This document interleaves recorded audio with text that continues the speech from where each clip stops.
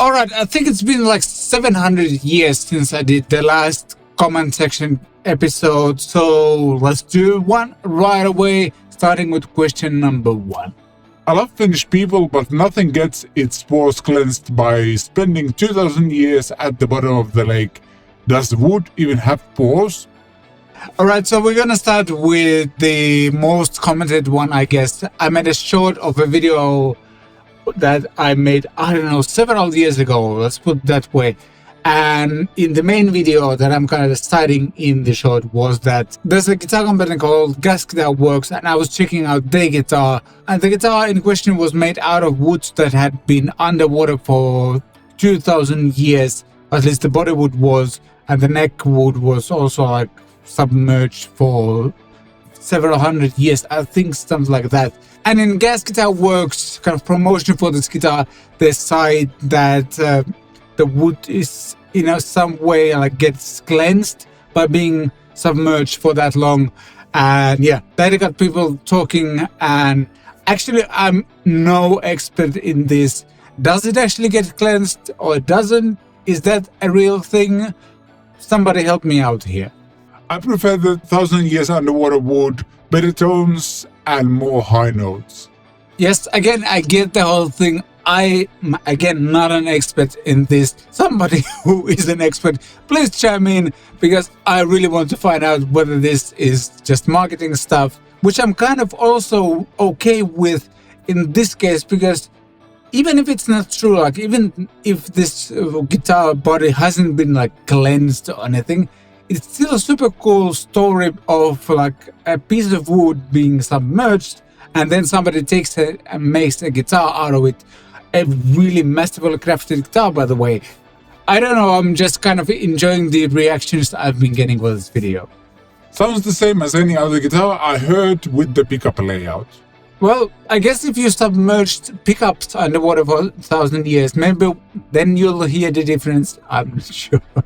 I also have to say that we live in an age where a lot of this kind of guitar marketing has been disproved, so to speak. Like the woods that you use on a guitar might have a little bit of an effect on the tone, but it's mostly the pickups and hardware and stuff like that. That's at least what I believe.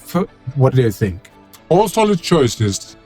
Neil here is referring to a video I made a few years ago where I compared the NUX Steel Singer, Caline Pioscar Overdrive and a Boss SD1. All three are excellent budget-friendly drive pedals, and as you can tell, 2 of those have still stuck with me.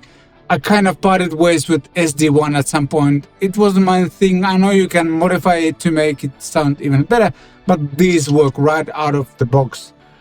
With the Steel Singer, this is like $20-30 pedal.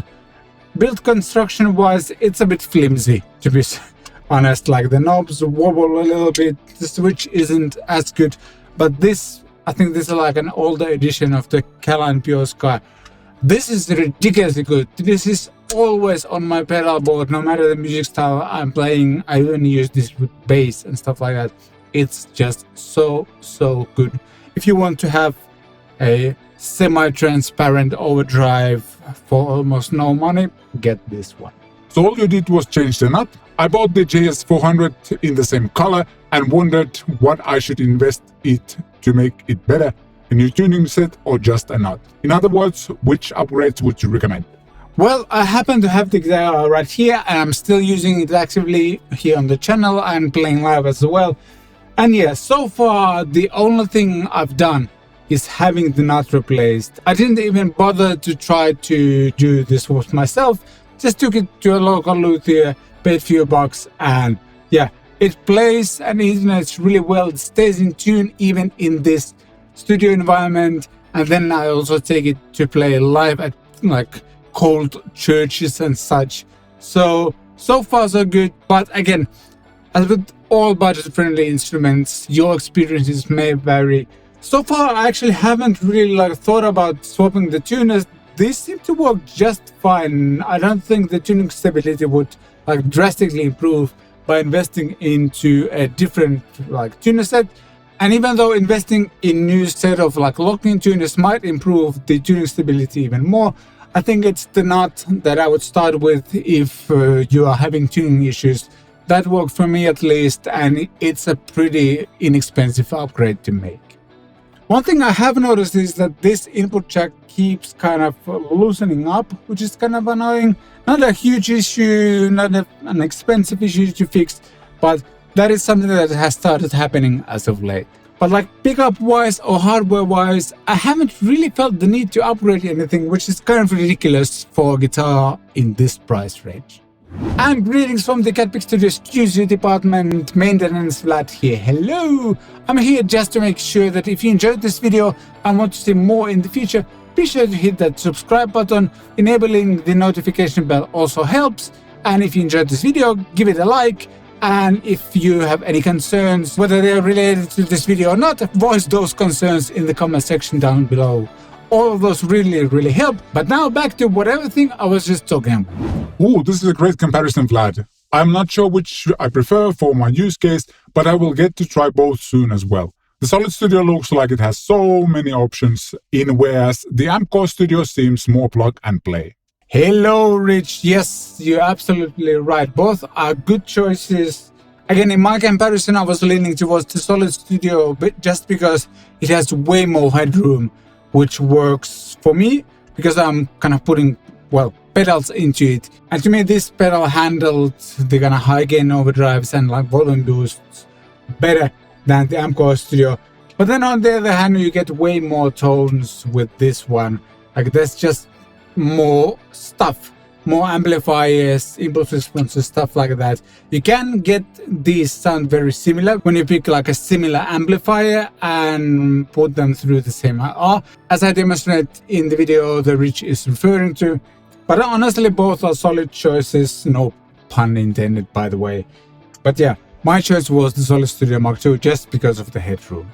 Bro's voice sounds like Michael Schenker's voice more than Michael Schenker himself. Thank you, or something like that. I'm not sure how to react to this.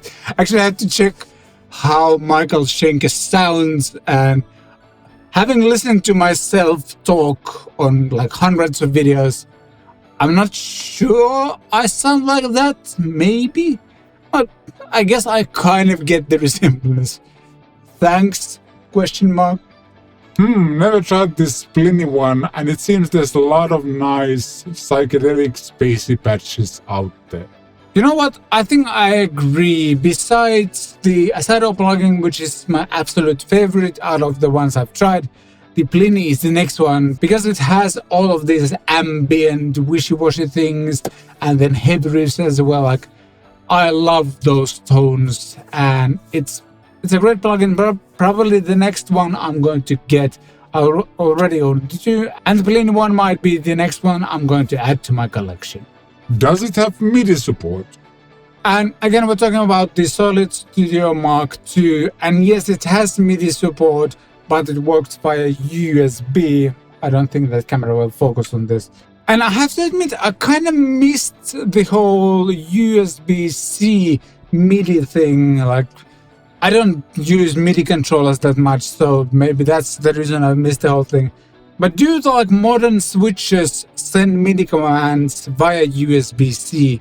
Or is the idea here more that you can send MIDI commands via USB from your computer, for example, and switch stuff on devices like this? That way, let me know in the comments. I'm not too familiar with this yet.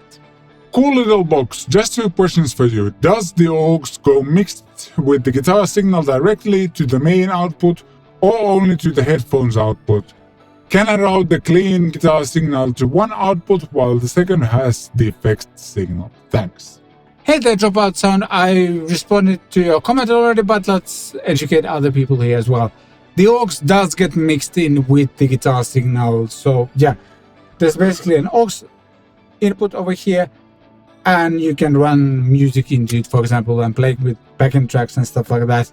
And at least as of shooting this video, you cannot route the 2 outputs the Solid Studio Mark II has the way you're describing. So you cannot like run a clean signal to one output and the second has like just effects signal.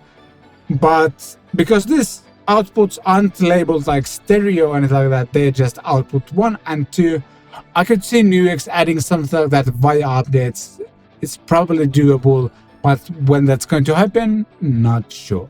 And that wraps up this episode of Comment Section. If you got any questions, be sure to ask those in the comment section down below. And if you enjoyed this video, again, please consider hitting the subscribe button and give it a like as well. And again, thanks so much for watching. I shall see you next time.